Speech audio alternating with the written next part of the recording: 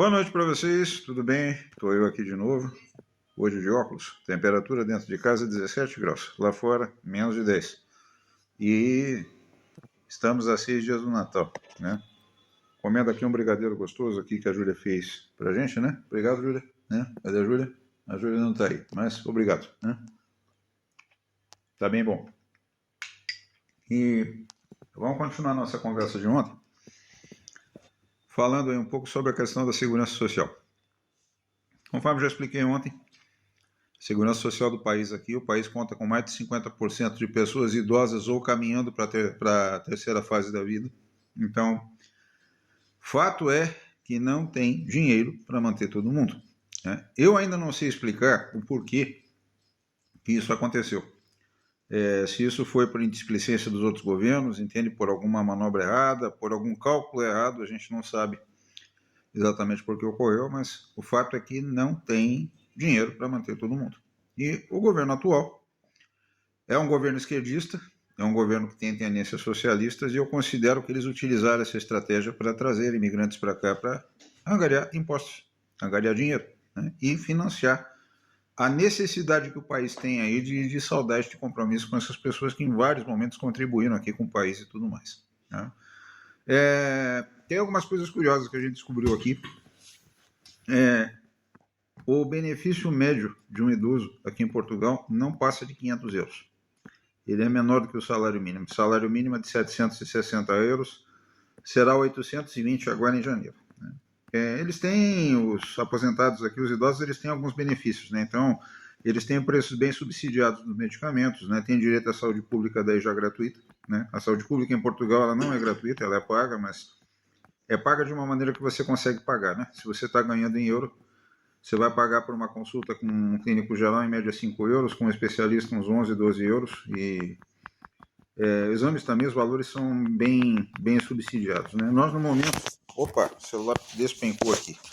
Nós no momento estamos aí ainda com o seguro PB4, né? Então, o seguro PB4 é um acordo que existe entre Brasil e Portugal, onde o governo brasileiro paga a conta de tudo que a gente precisar aqui, enquanto estamos aqui a definir ainda a nossa situação. A partir do momento que tivermos autorização de residência, aí isso muda, né? O seguro PB4 ele pode continuar em vigor, mas enfim, né? Nós entramos já no esquema de todo português aqui. E os portugueses, eles ficam, de certa forma, bronqueados com os imigrantes, porque é uma coisa que a gente ouviu muito quando chegou aqui, é os portugueses falando que os imigrantes têm mais direitos do que eles, que conseguem as coisas com mais facilidade que eles, né? E na prática a gente vai vendo realmente que existe um certo privilégio aqui em imigrante, né? Não sei se isso é uma coisa cultural. Tem a questão também do Estatuto do Residente Não Habitual, que traz alguns benefícios fiscais aí para pessoas que colocam dinheiro aqui no país, ou que compram um imóvel, ou que vêm viver para cá e trazem a sua aposentadoria. Eles têm isenção de alguns impostos que os portugueses não têm, né? Então, realmente, há uma certa razão para esta bronca. Eu acho que isso não pode pender para o lado da xenofobia de maneira alguma, né? No sentido de ser discriminado. Devemos entender que tem muitas pessoas que vêm aqui para fazer baderna, que vêm aqui para fazer arruaça, mas tem pessoas como a gente, que viemos para cá recomeçar a nossa vida, nós vendemos as nossas coisas, nós deixamos tudo lá no Brasil e viemos aqui para um recomeço, para tentar levar uma vida mais digna do que aquela que a gente levava lá no nosso país. E também, de certa forma, com o nosso esforço, com o nosso trabalho, com os resultados que a gente produz, a gente consegue contribuir um pouco para o país. Eu acho que isso é justo. Você vive no país e você tem que efetivamente contribuir para que as coisas aconteçam, né? Então tem que ser assim. Quem tem uma vida correta, quem sempre pagou aí os seus compromissos de maneira correta e tudo mais, não tem dificuldade nenhuma em fazer isso. Inclusive esse é o nosso caso. Já houve momentos na minha vida que eu fiquei devendo dinheiro sim, mas isso não aconteceu pela minha vontade, né? Isso é uma outra história bem longa que uma outra hora eu vou contar para vocês, né? Infelizmente, teve gente aí que acabou de certa forma, se intrometendo na minha vida sem eu pedir licença, né? E aí acabou acontecendo isso. Mas isso é outra história. Enfim, Portugal é um país que oferece assim, um grau de segurança muito alto. O sistema de saúde aqui ele funciona, né? Então são duas coisas distintas. Você tem a saúde e você tem a previdência. Fato é que a previdência hoje, se ela continuasse caminhando no ritmo que estava, ela não seria para todos. Assim como ocorre no Brasil. foram tomadas algumas medidas aí para reduzir o valor das aposentadorias no Brasil e tudo mais, porque senão não teria aposentadoria para todo mundo em 30 anos, né? Ou até em menos tempo.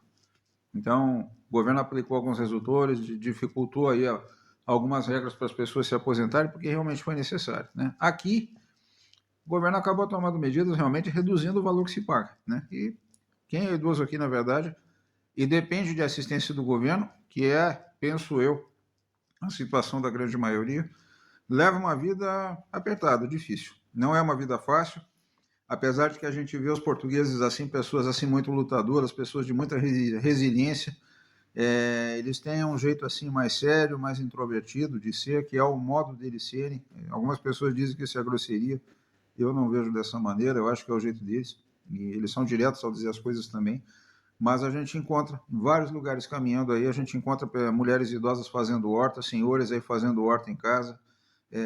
Aqui mesmo ao lado da nossa casa aqui tem uma senhora que ela tem um pequeno comércio ali onde ela vende frutas e legumes. Então tem algumas frutas, tem batatas, tem couve, né? Couve aqui é repolho, né? E repolho se chama couve aqui, né? Inclusive é aquele repolho comprido, né? Que ele tem esse formato aqui, ele não é redondo exatamente, ele é comprido. E couve se chama grelos aqui, esse é o nome que o português chama, né? Na verdade, qualquer verdura verde se chama de grelos. E eles comem aqui muito refogado isso.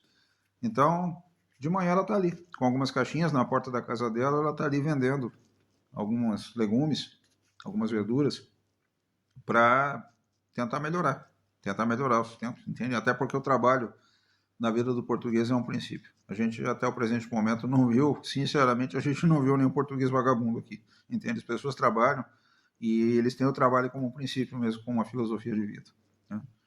Então é isso. A segurança social aqui não é para todos.